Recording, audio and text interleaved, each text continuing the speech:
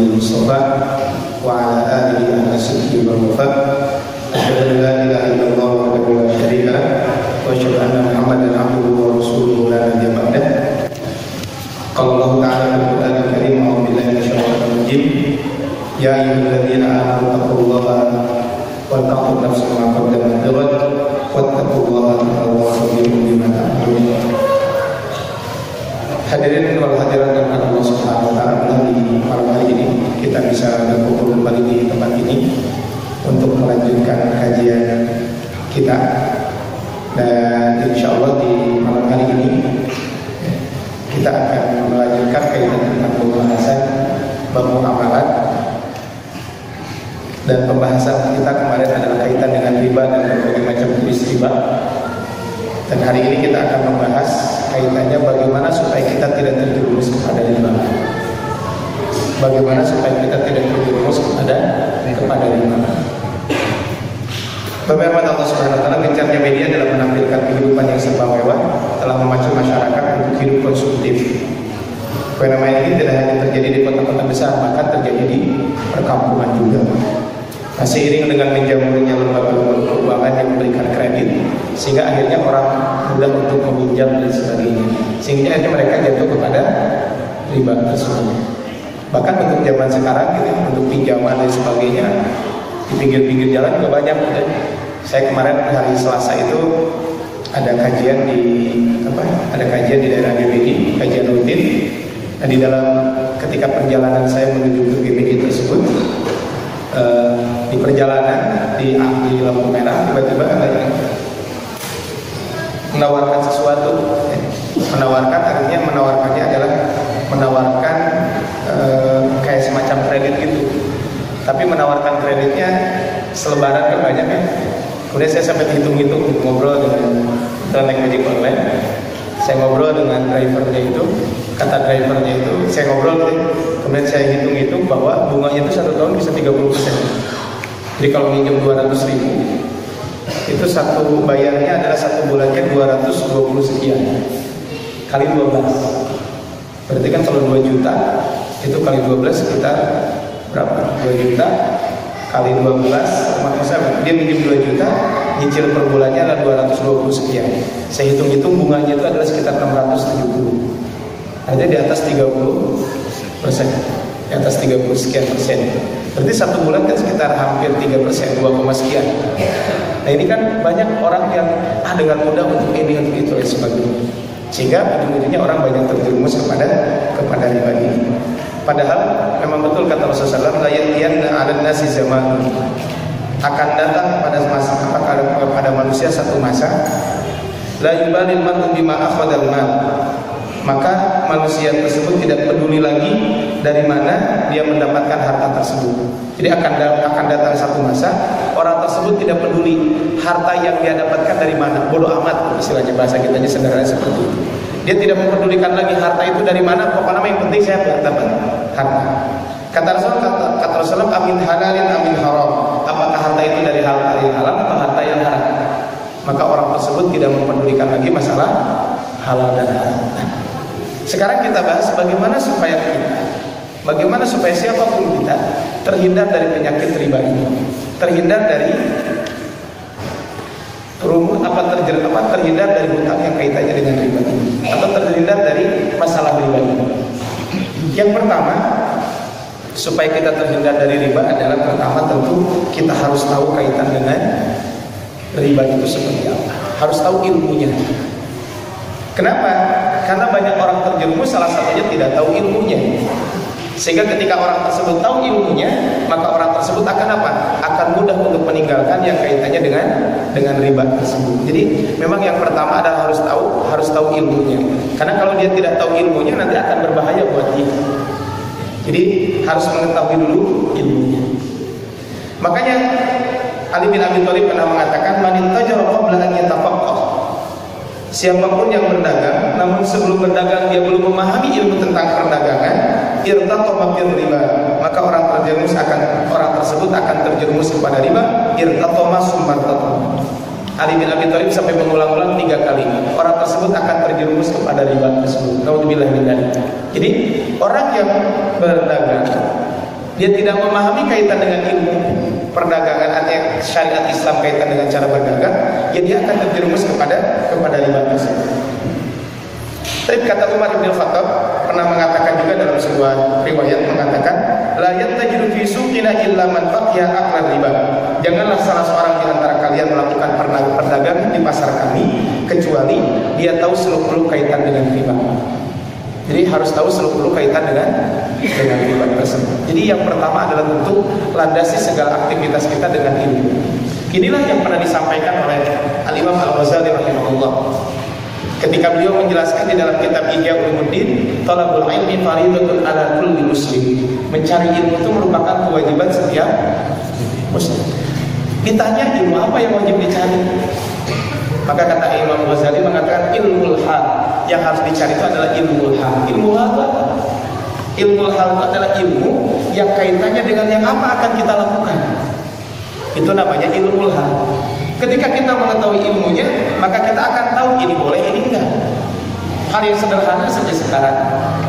Sekarang kita berada di bulan apa? Rajab.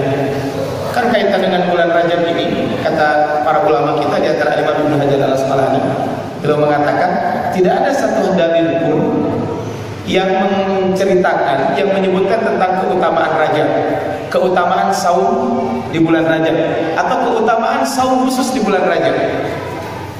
Bahkan tidak ada juga keutamaan kaitan dengan sholat tertentu di bulan Rajab, kata beliau. Kalaupun ada, hadisnya cuma dua. Satu hadis lemah, yang kedua hadis palsu. Jadi cuma dua. Satu hadis lemah, yang kedua hadis palsu. Cuma dua hadis itu saja. Ini kata Al-Imam Ibnu Hajar Al-Asqalani. Beliau mengatakan seperti ini. Kenapa? Karena banyak orang yang terjerumus di bulan Rajab ini melaksanakan aktivitas amal, tapi amalnya tersebut tidak berlandaskan Al-Quran dan Sunnah Nabi. Contohnya, kan ada yang menyebutkan begini, barang siapa yang saum 1 hari bulan Rajab, dia akan mendapatkan pahala saum 2 tahun. Barang siapa yang 2 hari 4 tahun, 3 hari sekian tahun. Terus dibahas tentang itu, dan ternyata ujung-ujungnya apa? Barang siapa yang menyebarkan WA ini, kan udah jelas hadis palsu. Bahkan kata Ustaz Adi Hidayat, ini saya juga tidak mendengar langsung, cuman kata saya mengutip dari teman saya katanya pernah lihat videonya Ustaz Adi. Kata beliau mengatakan begini, saking palsunya hadis-hadis seperti ini, di dalam kitab-kitab hadis palsu aja nggak ada. Jadi saking palsunya hadis-hadis ini. Nah, tapi yang jadi pertanyaan adalah, tapi kita juga jangan gampang menjustifikasi orang. Jangan gampang menjustifikasi orang lain. Kaitannya dengan apa? Contohnya tentang saum Rajab tersebut. Bolehkah kita melaksanakan saum Rajab? Ini kan jadi pertanyaan.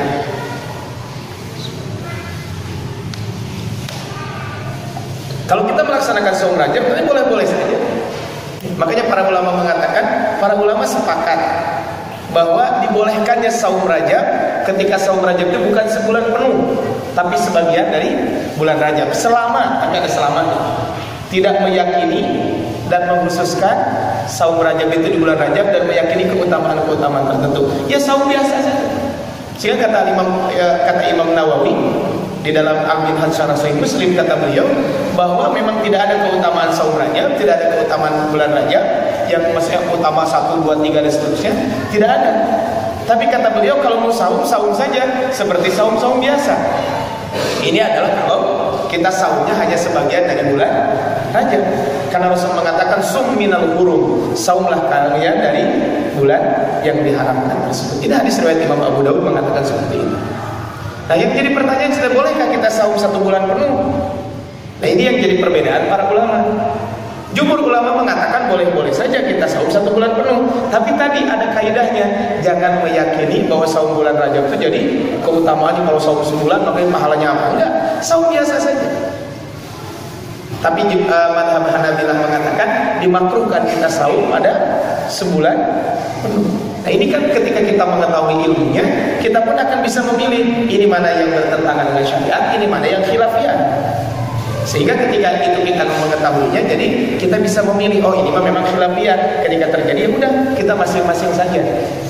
Tapi kalau ini adalah masalah yang disepakati, ya udah berarti kita jangan melaksanakan. Ketika kita tahu ilmunya, termasuk adalah ilmu tentang riba ini, maka kita pun harus mengetahui ya kaitan dengan bab riba ini. Jadi ilmunya adalah harus kita ketahui. Itu yang pertama. Yang kedua adalah supaya kita juga terhindar dari riba itu adalah tidak mudah-mudah dalam berhutang. Yang kedua adalah jangan mudah untuk melaksanakan untuk berhutang. Kenapa kita dilarang mudah-mudahan dalam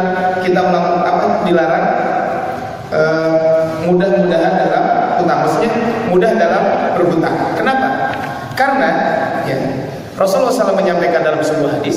Ini dalam sebuah hadis Rasul menyampaikan kaitan kita dilarang mudah dalam berhutang. Rasul kan ada satu doa dari Rasul, Allahumma inni a'udzubika minal ma'tami wal maghrur. Ya Allah, aku berlindung kepada Engkau dari dosa dan hutang. Kata Imam Ibnu Qayyim ketika beliau membahas tentang hadis ini, kata beliau bahwa kenapa Rasulullah SAW mengatakan ya Allah aku berlindung dari hutang dan dosa. Kalau dari dosa rugi di akhirat, kalau hutang rugi di dunia. Jadi hutang itu rugi di akhirat, hutang itu rugi di dunia, sedangkan dosa itu adalah kerugian kita di akhirat. Maka Rasul menjelaskannya, Rasul kenapa engkau berlindung daripada hutang? Karena kata Rasulullah SAW, orang yang berhutang itu kalau berbicara suka berdusta, kalau dia berjanji suka tidak menepati atau mengingkari janji tersebut. Maka kaitan dengan ini tentu kita jadi memahami bahwa ternyata ya, kita jangan mudah untuk berhutang. Kenapa? Karena hutang itu adalah risikonya besar. Sehingga ketika orang gampang untuk berhutang, ujung-ujungnya adalah naudzubillah min dzalik. Ketika itu maka risikonya sangat banyak. Apa risiko berhutang? Pertama, berhutang itu tadi mengajarkan kita mudah untuk berbohong, dan itu banyak. Kalau kita berbicara tentang hutang piutang, itu banyak orang yang risiko hutang piutang itu adalah apa? Dia terjerumus kepada kebohongan. Yang kedua, orang yang lari dari hutang akan dikumpulkan bersama golongan pencuri. Jadi kalau ada orang tidak mau bayar hutang, maka dia akan dikumpulkan bersama para pencuri. Karena Rasul menyampaikan dalam sebuah hadis, barang siapa yang mengambil harta orang lain, baik itu dengan berhutang atau ya membeli, tapi tujuannya adalah untuk mencelakakan orang tersebut, artinya orang minjem nggak dibalikin lagi kan? Tujuannya berarti mencelakakan orang tersebut, maka nanti dia akan dibangkitkan bersama para pencuri. Jadi kan berarti hati-hati dalam berhutang. Kemudian orang berhutang juga biasanya pahala jihad saja tidak dibayar kalau kita punya hutang. Jadi kalau ada orang berjihad mati syahid kan, maka dia akan masuk surga. Tapi kalau punya hutang ditahan dulu. Maka ini kita harus hati-hati dengan hutang. Ini kenapa? Karena bahayanya adalah sangat besar. Bahkan Rasulullah SAW tidak mau menyolatkan orang yang punya hutang tersebut. Maka berarti supaya kita tidak terjerumus kepada riba, hindari yang namanya hutang piutang. Jadi jangan mudah-mudah untuk hutang. Hutang itu boleh. Pernah saya sampaikan bahwa hutang itu adalah bukan aib. Jadi kalau saya ngutang, bapak ibu punya hutang, itu bukan aib. Kenapa? Rasul saja pernah hutang. Yang aib itu adalah hutang tapi temayar, itu kan yang aib. Kan banyak ngutang, hari ngutang semangat, nagas, pas giliran bayar keren, kan banyak. Hari pas pos mau minjem, mau WA atau SMS atau apa, wah pokoknya mah sampai duguna gitu ya. Begitu di WA sebagainya langsung balas karena belum dikasih hutang. Begitu pas giliran bayar di WA tinggal balas-balas, di telepon tadi angkat-angkat sampai kudu diingkik. Padahal itu sudah jatuh tempo. Kemudian udah gitu pas ditagih malah ngambek. Saya kemarin ngobrol dengan saudara saya, saudara jauh sih sebenarnya. Kemudian ngobrol kaitan dengan hutang itu. Iya cina ayat tuh di itu mah. Jadi walaupun ditagih itu kan ngambek. Kan aneh gitu, ditagih hutang malah ngambek. Dan orang yang berhutang, seandainya dia tidak bisa bayar di dunia, contohnya sengaja dia tidak bayar, maka nanti di akhirat akan diambil kebaikannya. Lamun bukan kebaikan, lamun itu berarti keburukannya akan ditransfer kepada orang tersebut. Maka ini hati-hati kaitan dengan hutang. Jadi yang kedua supaya kita terhindar dari riba itu adalah jangan bermudah-mudah dalam berhutang. Dan ini kan sekarang zaman sekarang hutang itu dipermudah banyak. Bayar cash dibayar hutang teh, bahkan mun ngutang mah aya cashback, lamun cash mah teu. Padahal mah dihitung-hitung sarua we banyak. Ya kan ada. Contohnya apa? Ya kalau kita sering gini, kalau Bapak Ibu beli kendaraan cash dengan kredit cepetan mana? Cepetan kredit. Iya, lamun cash mah ada 2 tahun yang lalu saya umroh dengan salah seorang keluarga gitu. si anaknya itu juara polo air. SEA Games dapat juara 2 waktu itu. Jawa Barat kan dapat juara 2 kalau nggak salah. Terus dapat uang. Kemudian alhamdulillah uangnya itu bisa buat umroh dan buat beli motor. Jadi ketika dia beli motor, datang ke tempat penjualan motor itu, ketika mau cash itu dipersulit. Udah mas, jangan cash, kredit aja. Kenapa? Kalau kredit nanti kan uangnya bisa diputar berulang dan sebagainya. Ini kan aneh gitu. Orang beli cash malah disuruh ngutang. Itu kan akhirnya apa? Orang gampang utang. Contohnya lagi punten, kaitan dengan utang piutang kan. Sekarang bagaimana dipermudahnya utang? Kalau zaman dulu ngutang itu kan harus pakai apa? Sertifikat dan sebagainya. Sekarang kalau ngutang pakai kartu. Jadi sebutin aja nggak apa-apa, kartu kredit. Walaupun kartu kredit katanya Ustaz, kartu kredit ini 0%. Kenapa 0%? Iya, kalau saya pinjam itu bunganya cuma 0%. Maksudnya apa? Maksudnya kalau tidak terlambat 0%, lalu terlambat didenda, itu riba. Oh Ustaz, saya mah yakin bakal bayar tepat waktu. Ya nggak bisa, kita sudah nanda tangan kalau terlambat nanti bayar penalti. Saya kasih ilustrasi, itu tadi ibu-ibu. Kalau ibu-ibu ada acara di Masjid Al-Manat, ini kalau ya, sekali lagi bukan keyakin, bukan benar. Atau lah nggak usah di Masjid Al-Manat. Ada acara di sebuah hotel besar. Kemudian ada break, kopi break. Kemudian panitia mengatakan begini, ibu-ibu yang hadir pada kesempatan kali ini, dalam acara ini, jika ibu-ibu terlambat 5 menit atau terlambat 2 menit dicium ke panitia. Mau atau enggak? Coba bapak-bapak atau bapak-bapak kalau mau terlambat dicium ke bencong. Oh bapak udah senang sebentar dicium ku. Enggak, dicium ke bencong mau? Kenapa enggak mau? Kan belum tentu terlambat. Ibu-ibu cerita gini, dua acara itu apa? Pokoknya mau terlambat 1 menit, masuk ke ruangan, dicium ke panitia. Mau enggak? Enggak, syarat itu diterima enggak? Kenapa enggak diterima? Menit itu. Nah ini riba kan sama aja. Bunga 0% lamun telat bayar denda. Terus apa bedanya dengan itu? Kan sama-sama. Nah, ini sehingga apa? Sehingga orang dipermudah sekarang. Bahkan untuk beli roti jika nama kudu nganyung gitu. Ya kan pakai kartu kredit. Saya kan kalau belanja di supermarket dan sebagainya, Pak mau pakai kartu debit atau kartu kredit? Mau cash? Ya kan? Seperti itu. Ini kan dipermudah sehingga apa? Ya ngutang itu sekali boleh, tapi kan kalau jadi konsumtif kan gak bagus juga. Ini yang kedua. Yang ketiga, supaya kita tidak terjerumus kepada riba tersebut adalah karena kemarin kita bahas hadis-hadis tentang riba itu seperti itu. Hadis-hadis tentang utang sudah kita bahas. Semakin takut dengan riba, semakin takut kepada riba dengan mengetahui bahayanya. Jadi diingat kembali Pak, supaya kita tidak terjerumus kepada riba itu gimana? Maka kita tahu bahaya riba. Kan diingatkan kembali bahaya riba itu disebutkan, pernah kita sebutkan bahwa bahaya tentang riba itu disebutkan salah satunya bahwa kalau berzina dengan ibu gimana hukumnya? Dosa, dosanya gede banget. Nah ini orang yang terjerumus kepada ribanya, orang terjerumus kepada riba itu dosanya lebih besar 33 kali berzina. Nauzubillah min dzalik. Kemudian pada hari kiamat diancam dengan perut besar seperti rumah dan dipenuhi dengan ular-ular. Ini ancaman orang yang berinteraksi dengan riba. Dosa riba yang paling ringan seperti menzinai ibu kandungnya sendiri. Kemudian semua yang terlibat dalam transaksi riba akan terkena laknat. Bayang. Ya kalau orang yang menerima mah wajar Pak, ya nu ngajongke bakal menang gitu. Ya kan kata Rasulullah, Allahu akilan riba wa mukilahu. Allah akan melaknat orang yang makan riba dan orang yang memberikan makan riba. Berarti orang yang minjem dan yang dipinjemi. Ya yang dipinjemi wajar gitu ya, karena menzalimi orang lain. Ini yang minjem juga sama. Kemudian wakati bahwa syahidain, yang kedua adalah yang ketiga adalah orang yang nulis, yang keempat adalah saksi. Itu semuanya adalah hum sawaun, sama semuanya akan terjerumus kepada dosa tersebut. Maka ketika kita menyadari tentang bahaya tersebut, maka tentu kita akan lebih hati-hati. Kemudian yang keempat, supaya kita tidak terjerumus kepada riba itu adalah apa yang disebut dengan hendaklah kita memiliki sifat qanaah. Memiliki sifat qanaah. Jadi merasa cukup dengan apa yang telah Allah berikan. Ketika kita merasa tidak cukup alias tidak memiliki sifat qanaah, itulah yang membuat orang lain ingin hidup mewah-mewahan. penghasilannya biasa saja, namun karena ingin seperti orang kaya, akhirnya apa? Akhirnya membeli sesuatu hal yang mungkin kadang dia tidak mampu untuk membeli itu. Dia mampu beli handphone, ya cuman handphone biasa gitu. Tapi karena gengsi akhirnya beli handphone, contohnya Samsung S berapa? S10, nanti S11 banyak.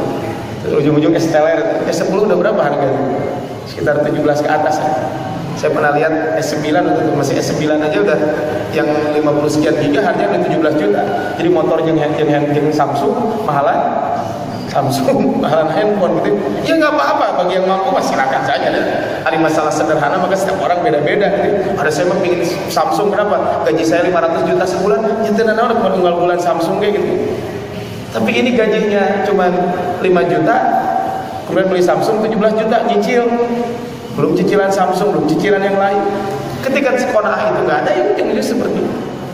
Saya pernah ngobrol dengan ya disebut praktisi mah bukan juga lah. Ya orang yang memahami tentang keuangan. Jadi sebenarnya aturan katanya di lembaga keuangan itu pinjaman itu adalah maksimal 30% dari penghasilan. Maksimal 30% katanya.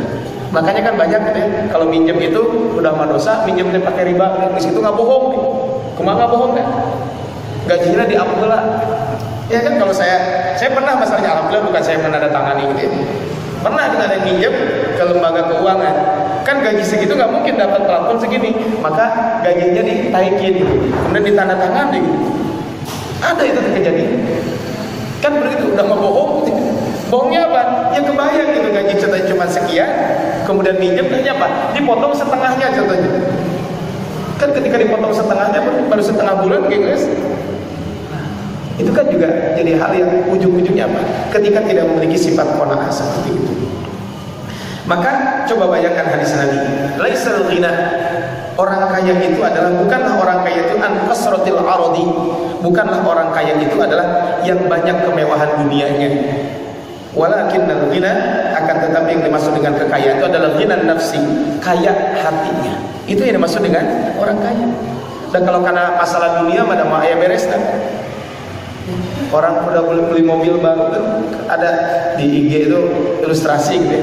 Jadi ketika ada orang yang baru punya sepeda, dia jalan kaki, temannya sudah naik sepeda. Enaknya pun buka sepeda, punya sepeda. Temannya yang tadi punya sepeda disebut motor. Enaknya pun boga motor, punya motor. Akhirnya dia punya motor, terus temannya yang tadi punya motor, motornya lebih bagus. Jadi moge, dia masih motor kecil. Gitu. Ketika mau boga moge, sekarang bagus sih. Dia udah punya mobil. Akhirnya ujung-ujungnya apa? Ya gak bakalan selesai. Makanya tadi kekayaan itu sesungguhnya kekayaan apa? Kekayaan itu adalah bermula dari hati kita. Ada yang disebut dengan ghina an-nafs, yaitu kekayaan yang kaitannya dengan hati kita. Nah, ibarat Allah Subhanahu wa taala, ini poin yang keempat. Kenapa qanaah ini penting buat kita? Ada beberapa poin kenapa ini qanaah ini penting buat kita. Yang pertama, qanaah itu adalah akan mendapatkan dunia seluruhnya. Ketika kita bisa qanaah. Hadis ini pernah saya sampaikan di sini beberapa kali. Hadisnya riwayat Imam Tirmidzi dan Imam Ibnu Majah. Kata Imam Tirmidzi mengatakan hadis ini hadis hasan gharib. Kata beliau, man asbaha minkum aminan fi syirbihi. Siapa di antara kalian yang aman di tempat tinggalnya. Yang kedua, mu'afan fi jasadihi. Yang kedua adalah sehat jasadnya. Yang ketiga kata beliau, indahu qutu yaumihi. Dia punya bekal untuk hari ini saja. Jadi dia punya makanan pokok pada hari itu. Apa kata Rasulullah? Faka'annama hizat dunya, seolah-olah di dunia telah terkumpul pada dirinya. Jadi orang yang punya tiga hal ini termasuk orang paling kaya, dan itu orang qanaah. Tapi jangan berpikiran dia cuma bapak-bapak yang penting mah boga jang ayeuna we isuk mah kumangke. Ya bukan kayak itu juga. Ya enggak apa-apa kalau bapak-bapak punya untuk sebulan yang akan datang, 2 minggu, 3 bulan yang akan datang, bahkan tahun yang akan datang punya tabungan, enggak masalah. Tapi maksudnya adalah ketika Allah sudah memberikan ini, maka terima pemberian tersebut, sehingga kita akan menjadi orang yang kaya. Sehingga apa? Sehingga orang yang qanaah adalah akan mendapatkan dunia dan sisi. Kenapa kita disuruh minta? Kata Rasul, indahu qutu yaumihi. Ini kan kaitan dengan harta. Aman tempat tinggal. Pernah kejadian Pak di salah satu negara, kebetulan ada orang Indonesia yang tinggal di situ. Dia berdagang, punya majikannya. Kemudian terjadi perang di situ, perang saudara, bukan perang sih, dua negara, cuman perbatasan. Dia tinggalnya perbatasan yang konflik itu. Majikannya pergi, dia yang jaga toko itu. Kalau dia mau kabur juga tinggal kabur aja sebenarnya. Mungkin kalau di Indonesia bisa kabur gitu, tapi karena di luar negeri dia bisa kabur. Nah, saya mau kabur ya kemana pulangnya? Kata dia nggak nyaman. Mungkin bapak ibu yang dulu nggak ada di sini yang ngalamin itu, ada yang mengalami dulu zaman apa? Zaman penjajahan. Kan nggak enak kalau tidak aman. Kemudian yang kedua adalah sehat badannya. Coba kalau badan kita tidak sehat, tentu berbeda. Ketika nggak usah jauh-jauh lah, Pak. Saya beberapa 2 minggu yang lalu, 3 minggu yang lalu saya kena sariawan. Itu mau makan aja boro-boro enak. Kan baru sariawan saja, apalagi kalau dicabut kesehatan yang lain. Maka ini. Kemudian yang ketiga adalah punya makanan untuk hari ini. Kenapa tidak untuk besok? Karena besok belum tentu milik kita. Yang jadi rezeki itu adalah yang sudah ada di depan kita, yang sudah dimakan oleh kita, itu rezeki kita. Kalau punya baju yang sudah kita pakai, itu rezeki kita. Kemudian kalau ada sisa, bukan kita sisa, kemudian sebagian kita sedekahkan, itulah yang tersisa. Sisanya buat siapa? Buat orang lain. Tetangga saya kemarin hari Jumat meninggal dunia. Tetangga saya hari Jumat meninggal dunia. Pak almarhum Pak Soleh ya, yang di sini baru meninggal dunia kan bulan kemarin ya. Saya ingat bulan kemarin, persis sudah hampir satu bulan ya, pas 1 bulan beliau almarhum meninggal dunia. Tetangga saya itu udah 40 hari ini, dalam 40 hari itu sudah meninggal 3 orang dalam 40 hari, dan meninggalnya adalah setiap hari Jumat. Sehingga pas tadi malam Jumat kebetulan pas hari Kamisnya itu saya dengan warga hari Rabunya itu baru selesai membuat keranda, karena keranda yang lama itu keranda masih jadul, jadi masih kena berat gitu ya. Namun kalau bawa jenazah itu kerandanya mungkin setengah berat gitu, dan tina bosi zaman dulu teh. Sekarang kan sudah mulainya dengan dengan aluminium. Kemarin buat aluminium, udah selesai alhamdulillah. Kemudian pas malam Jumat itu saya sampaikan, Bapak Ibu alhamdulillah sebelum ini keranda sudah selesai, mangga bisa ada yang mau pakai duluan. Ternyata gak ada yang mau. Yang mau pakai duluan gak ada. Bahkan kan buatnya di kampung saya gitu ya. Karena saya hitung-hitung ternyata lebih murah. Walaupun ya dihitung-hitung lebih murah.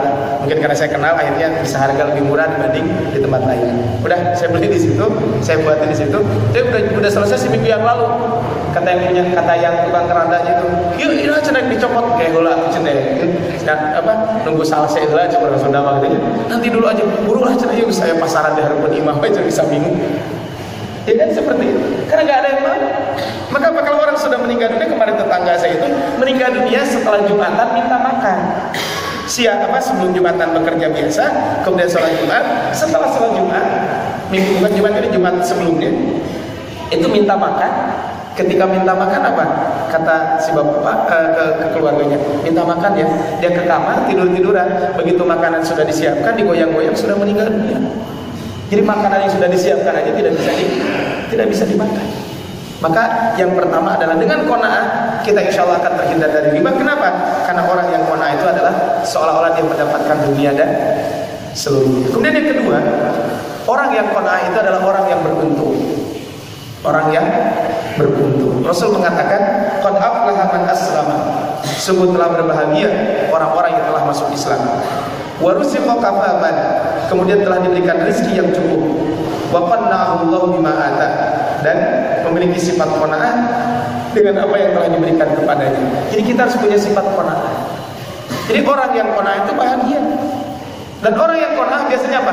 Melihat bukan ke orang lain, tapi melihat kepada diri sendiri. Dan kalau kita melihat orang lain, kan belum tentu. Saya contohnya sudah tidak punya orang tua, tapi alhamdulillah saya masih punya mertua. Kan kalau lihat enak. Terus ada orang yang ada orang mungkin yang punya orang tua, tapi orang tuanya itu tanda petik mungkin tadi kurang baik kepada anak dan sebagainya. Ya udah, kita bersyukur alhamdulillah masih punya orang tua. Yang lain sudah nggak ada. Ada orang yang seperti itu. Artinya apa? Kita qanaah.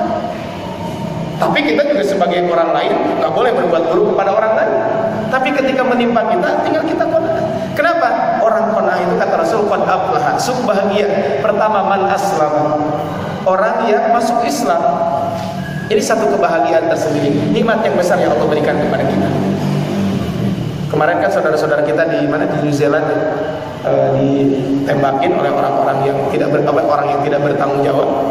Kan kita sampai Indonesia mendoakan gitu. Kebayang berapa banyak orang mendoakan orang tersebut. Tapi pelajaran buat kita umat Islam ya tentu jangan ikut-ikutan balas dendam gitu ya. Jangan. Ya kita doakan orang yang meninggal dunia dan orang yang melakukan itu semoga dapat hidayah. Ya kalau nggak dapat hidayah juga ya terserah Allah lah mau diapain.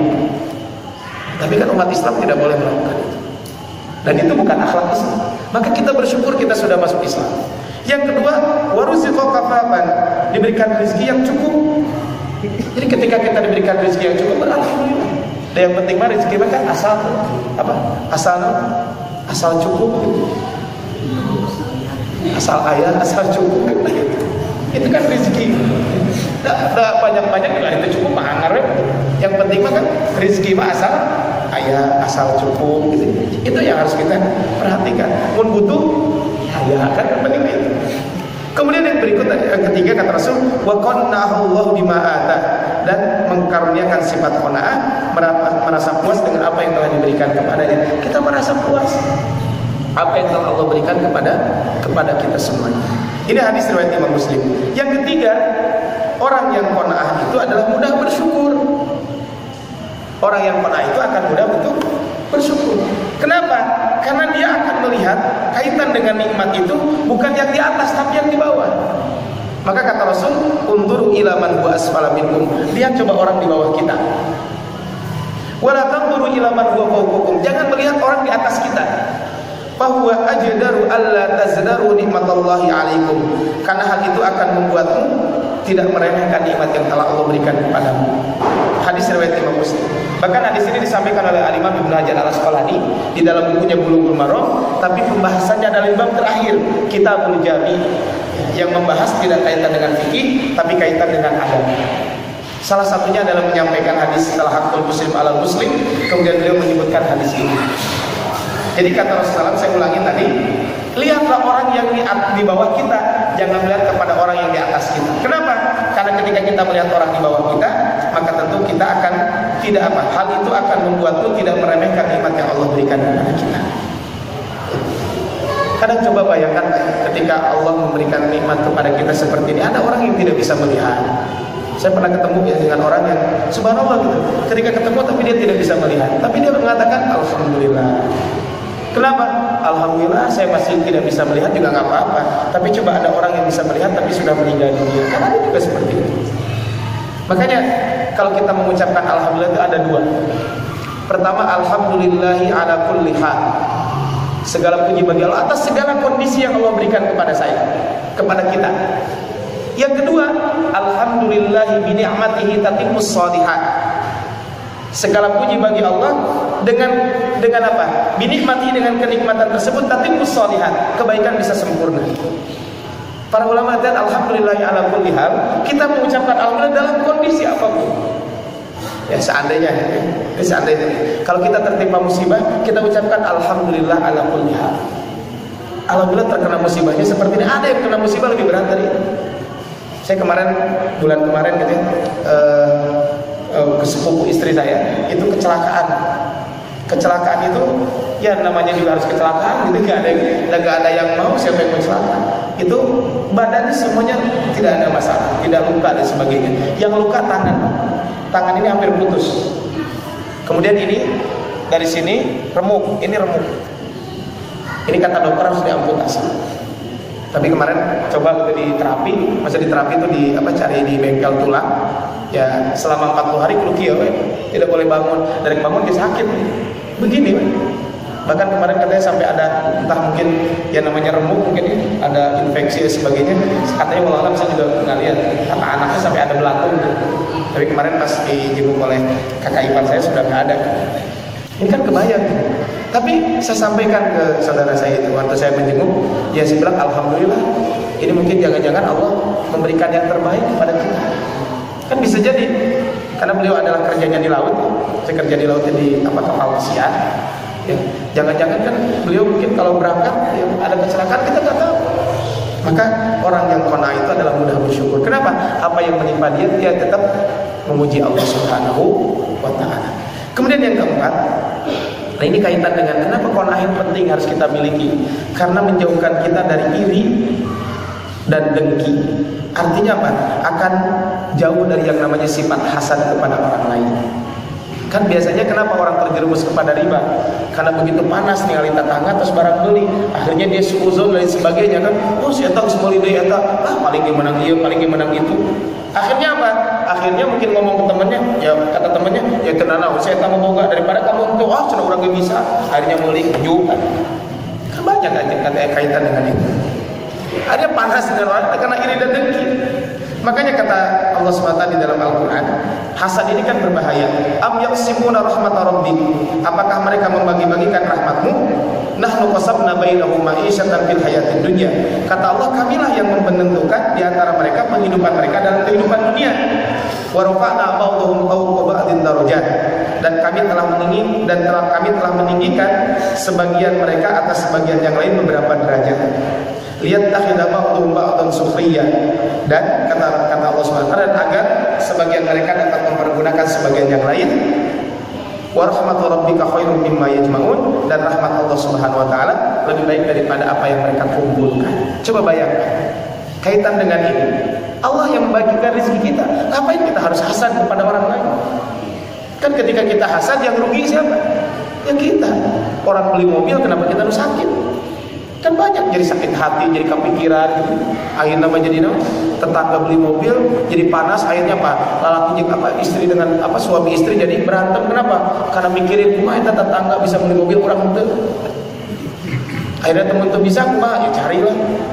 Ya minjem, ya pinjaman boleh-boleh saja, tapi kalau minjemnya ada ribanya kan jadi dosa juga.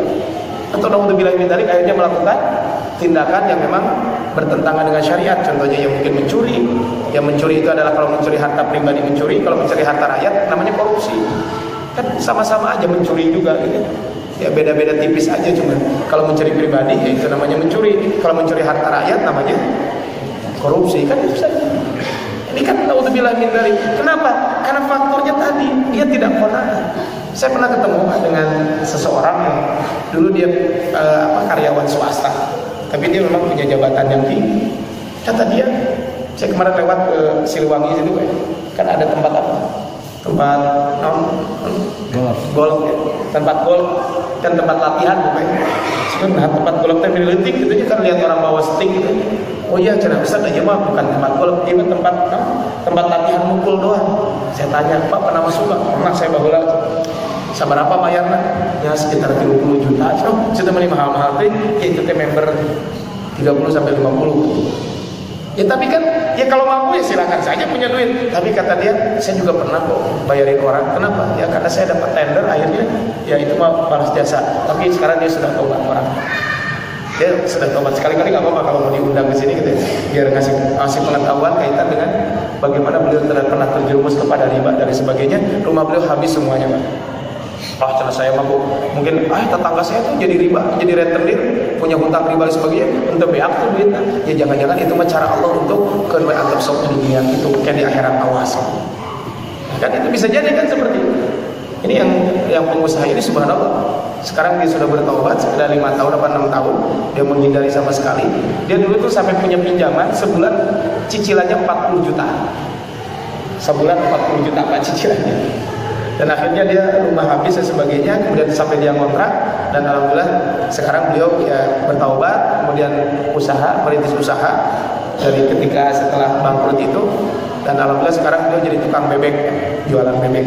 Kata beliau, saya tanya, "Berapa Mas sebulan omsetnya?" "Ya sekitar 30 ton." 30 ton sebulan, jadi sehari 1 ton. Kemarin beliau baru pulang umroh. Artinya kan memang ini kejadian. Tapi kata beliau, ya dulu kenapa? Karena gengsi Pak, ujung-ujungnya kata beliau. Orang yang minjem dan bahkan sampai melakukan seperti itu, gengsi ujung-ujungnya. Kenapa? Karena tidak ada qanaah dalam diri ini, sehingga ujungnya apa? Dia hasad kepada orang di sekeliling dia. Bahkan Sufyan bin Awam pernah mengatakan, Nabi bersabda, "Dabba ilaikum dabul umam qablakum al-hasad wal baghdha fil haliqah." Telah berjalan kepada kalian penyakit umat-umat terdahulu, yaitu 2 penyakitnya, al-hasad wal baghdha hiyal haliqah, yaitu adalah hasad dan permusuhan, dan itulah yang akan al-haliqah, dan permusuhan itulah yang membotaki. La aqulu tahliqus sya'r, aku tidak mengatakan bahwa membotaki rambut, enggak, walakin tahliqud din, tapi itu akan menggerogoti, akan membotaki agama. Walladzi nafsi biyadihi, demi Allah kata Rasulullah, la tadkhulul jannata hatta tu'minu, kalian tidak akan masuk surga sampai kalian beriman.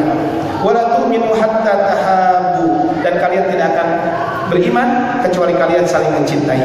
Apalau nabiyukum bima yusabbitu dzalikum lakum afsus salam bainakum. Moga saya ajarkan kepada kalian yang amalan tersebut akan membuat kamu kokoh sehingga agama kamu tetap akan kuat, tidak akan digerogoti oleh perbuatan tersebut. Apa kata Rasul?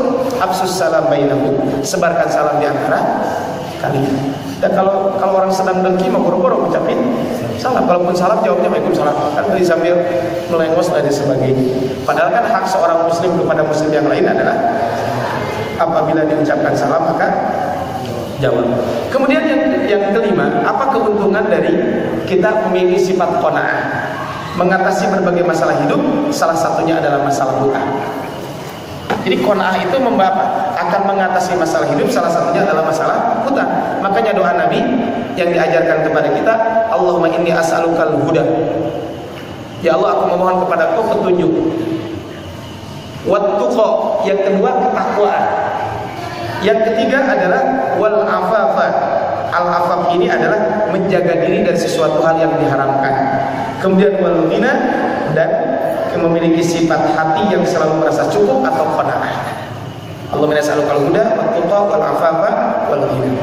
Saya ingat dulu pernah ketika zaman waktu Ramadan zaman kapan, Ustaz Soim Khairi kalau enggak salah membahas tentang hadis ini. Allahumma nas'alukal huda wat-tuqa wal afafa wal ghina. Ketika salat tarawih saya ingat beliau pernah membahas kaitan dengan bab ini. Artinya kan ini menarik adalah wal ghina. Al ghina itu apa? Kita merasa cukup, sehingga ketika kita merasa cukup kita akan terhindari dari yang namanya hutang tersebut. Nah, ini adalah kenapa qanaah ini penting buat kita. Jadi yang keempat adalah supaya kita terhindar dari hutang tersebut adalah hendaklah memiliki sifat qanaah. Yang kelima adalah hendaklah kita senantiasa berada di majelis ilmu dan komunitas-komunitas kebaikan. Kenapa?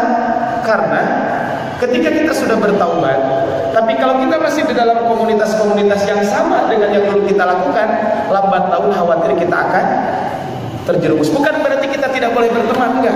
Tapi carilah orang-orang teman-teman yang baik. Kenapa? Karena ketika kita jauh dari teman-teman baik, nanti khawatir kita terjerumus kepada perbuatan itu lagi. Ada contohnya gini, ada orang yang sudah bertaubat, tapi mungkin karena suatu waktu kalau dia bergaul dengan orang-orang seperti itu akan terjerumus lagi. Saya kemarin lihat di National Geographic, ini tidak boleh dicontoh. Jadi ada seseorang, ini dia cerita, dia menceritakan pribadinya dia dulu. Kata beliau, saya ini adalah kurir kokain dari negara mana gitu, pokoknya mah sampai dia terakhir itu dia disebutkan, diilustrasikan. Jadi ada peraga, diilustrasikan. Bahkan kata beliau, saya pernah bawa kokain itu 20 kilo di dalam tas. Dan itu sukses, itu katanya sejarah saya bisa sukses membawa 20 kilo. Dan akhirnya setelah itu dia mengatakan, udah setelah ini saya mau tobat. Artinya tobat, dia juga bukan Islam, jadi maksudnya saya akan berhenti. Tapi ternyata dia masih berhubungan dekat dengan bandar yang dulu pernah bunuh dia. Dan akhirnya dia sampai dia mengatakan, ayolah tolong saya, sampai memelas-melas gitu. Tapi dia ingat, dia dulu pernah berjasa buat saya ketika keluarga saya rusak dan sebagainya. Akhirnya apa? Akhirnya orang tersebut terjerumus lagi, dan waktu itu dia harus membawa kokain 2 kali lipat dari yang sebelumnya, itu 40 kilo. Kata dia secara hitung-hitungan nggak mungkin bawa kokain 40 kilo dibawa ke koper. Dan akhirnya kata dia, tenang aja, ada keluarga yang pengen kaya cepat, jadi butuh duit cepat. Akhirnya apa? Dia terjerumus. Dan saya juga akan ikut, jadi bagi-bagilah. Begitu sampai di negara tujuan, dia untuk mengambil kokain tersebut, ternyata akhirnya ditangkap, tapi yang suami istri mah tidak diceritakan. Yang ditangkap tuh dia dengan bosnya yang nyuruh itu. Bosnya mah cuma berapa bulan bebas, dia 10 tahun di penjara. Ini kan kenapa? Karena dia berinteraksi lagi dengan orang-orang seperti itu. Artinya kalau hijrah ya total semuanya. Tapi bukan berarti kalau gitu mas saya jangan bergaul dengan teman-teman dulu. Enggak, justru teman-teman dulu adalah harus kita ingatkan supaya dia juga ikut hijrah bersama kita. Tapi dia jangan sampai dijadikan dekat banget sehingga nanti khawatir kita suatu waktu akan terjerumus. Termasuk kaitan dengan riba ini. Supaya kita tidak terjerumus terhadap riba, ya tadi hal-hal yang kaitan dengan riba udah tinggalkan. Seandainya punya kartu kredit, gunting itunya kartu kredit. Ya tinggal bayaran cicilan awal gitu kalau masih punya hutang. Kenapa? Namun ayah kena kartu kredit itu kayak mana? Geser bayi kan? Satu soal kartu kredit seperti itu. Benar. Saya bukan mengatakan semua koperasi nggak boleh. Karena ada kan koperasi rata-rata kan simpan pinjam. Ya kalau dari usaha dia kalau mau jual barang misalnya nggak apa. Ada teman saya kemarin sampai dia keluar dari koperasi. Kenapa? Kata dia, karena ketika saya punya jadi anggota koperasi, maka ketika kepepet akhirnya pinjam ke koperasi. Sehingga akhirnya udah tak mendingan tutup saja gitu. Ya kalau seandainya terus untuk paham kalau ada masalah, udah nanti saja gitu ya. Nah itu belum kejadian. Kan akhirnya apa? Karena kekhawatiran itu, ya akhirnya dia terjerumus. Coba lihat di dalam surat Al-Kahfi di ayat ke-28. Kan kisah Ashabul Kahfi di ayat ke-28, gimana mereka bisa kuat? Kata Allah, wasbir nafsaka ma'al ladzina yad'una rabbahum bil ghadati wal 'ashyi yuriduna wajha. Jadi supaya keimanan kita kuat dalam konteks apapun, hendaklah kita bersama dengan lingkungan orang-orang yang baik. Karena ketika bersama lingkungan orang-orang baik, minimal kita akan kecipratan kebaikan tersebut. Kan hadis yang sering kita dengar, perumpamaan orang yang berteman dengan orang baik seperti penjual berteman dengan penjual minyak wangi. Tapi kebalikannya, kalau kita berteman dengan orang-orang yang tidak baik, maka seperti kita berteman dengan penjual tukang pandai besi. Orang Arab mengatakan as-sahibu sahibun, yang namanya teman itu pasti akan menari. Nah, ibarat Allah Subhanahu wa taala itu mungkin 5 poin yang perlu kita perhatikan supaya kita terbebas dari riba tersebut. Pertama, tahu ilmunya. Kedua, hindari hutang. Jadi jangan mudah untuk hutang. Kemudian yang ketiga adalah bahaya. Ingat kembali bahaya tentang riba. Keempat, memiliki sifat qanaah. Yang ketiga adalah bergaulah dengan majelis-majelis ilmu, dengan majelis-majelis kebaikan, sehingga insya Allah itu akan menguatkan kita semuanya. Dan ketika kita melakukan itu, insya Allah, wa may yattaqillaha yaj'al lahu makhraja wa yarzuqhu min haitsu la yahtasib. Sebagai penutup, ya marilah kita juga jangan lupa sebagai penutup sebelum kita tutup, kita doakan. Kenapa Pak? Ada dalam satu ayat yang mengetahui riba itu seperti kewajiban sekan. Terus yang kedua, riba itu Allah mengharamkan riba dan menurunkan sedekah. Kemudian ya, yamhaqullahu riba wa yurbis shadaqah. Ini sebenarnya dalam konteks ekonomi. Kenapa disebutkan al-mahqu? Al-mahqu itu adalah menghancurkan secara perlahan. Dan ekonomi itu biasanya hancur salah satunya dengan riba. Jadi Allah menghancurkan riba. Menghancurkan ini maknanya bisa jadi ya dihancurkan, dia memang jadi bangkrut dan sebagainya. Tapi bisa jadi yamhaqu itu diantepkeun. Tapi nanti di akhirat akhirnya mungkin apa? Keberkahan hartanya bisa diambil dan sebagainya. Itu makna daripada yamhaqullahu riba wa yurbis shadaqah. Ya. Adapun kemasukan setan ya mungkin bukan berarti setan masuk ke dia. Akhirnya apa? Ya ujung-ujungnya dia tidak mengenal halal haram. Pokoknya kenapa? Karena dia sudah terjangkit oleh nafsu syaitan.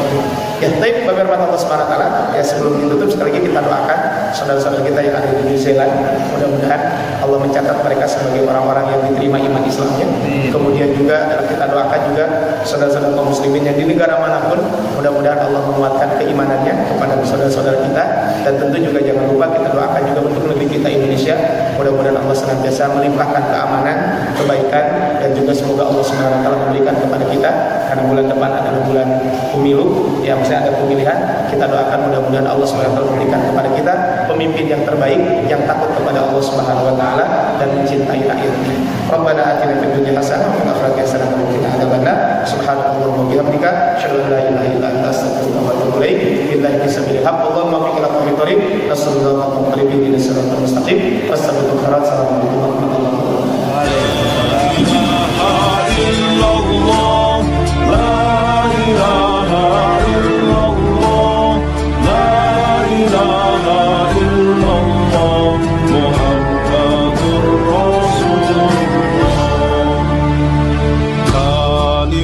Tauhid suci, bendera panji Nabi, tanamkan dalam hati, kibarkan tinggi-tinggi.